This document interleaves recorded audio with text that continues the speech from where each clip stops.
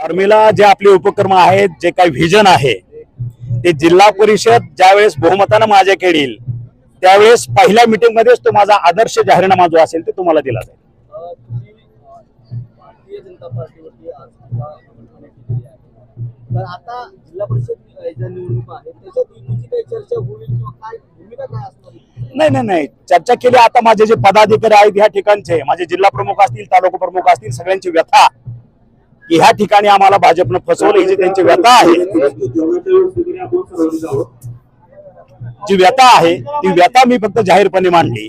आणि ह्या ठिकाणी आम्ही युती करणार नाही किंवा काय हा प्रश्न माझ्या अखत्यारीत येत नाही.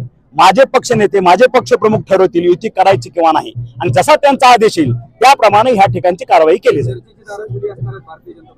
सगळ्यांबरोबरच चर्चेची दारं नुसती भारतीय जनता बरोबरच आमची युती होईल हे मी फक्त एवढंच सांगू शकत नाही. कारण तुम्ही भूमपरांडाला बघितलं की शिवसेना शिंदे गट विरोधात सर्वजण, तसं आता ह्या ठिकाणी माझी दारं सगळ्यांसाठी आहेत. उद्या माझ्या बरोबर जर सर्व पक्ष जर येत असतील तर त्यांच्यासाठी मी चर्चेस तयार आहे.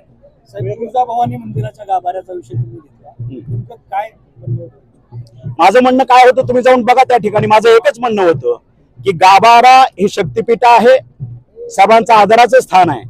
त्या ठिकाणी अशा पद्धतीचं विटंबना होता कामा नये, ही माफक भूमिका होती. गाभारा सोडून जे काय डेव्हलपमेंट करायचे ते उर्वरित मंदिरामध्ये करावी ही माझी माफक अपेक्षा होती. त्या पद्धतीचं झालं नाही आणि माझ्या सर्वसामान्य भक्ताची कुचंबना झाली. ते उघडपणे बोलत नाहीत, पण मी ते तुम्हाला आज व्यक्त झालो एवढंच.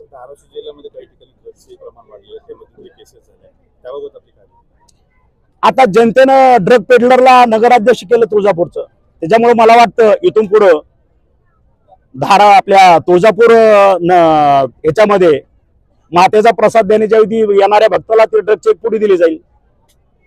आणि सर धाराशिव लाईव्ह जे निर्भीडपणे पत्रकारिता करायचे तर त्यांनाच अटक करण्यात आली. मी आता भाष्य केलं त्याच्यावरती. अशा पद्धतीचा अन्याय करणं, कारण पत्रकारिता हा एक स्तंभ आहे आपल्या स्वराज्याचा, त्याच्यावरती आघात करणं, ह्याच्यावरनं सर्व पत्रकारांनी समजून घ्यायला पाहिजे की राजकारण कुठल्या खालच्या स्तरावरती गेलेलं आहे. राजकीय समीकरण बघायला मिळेल का?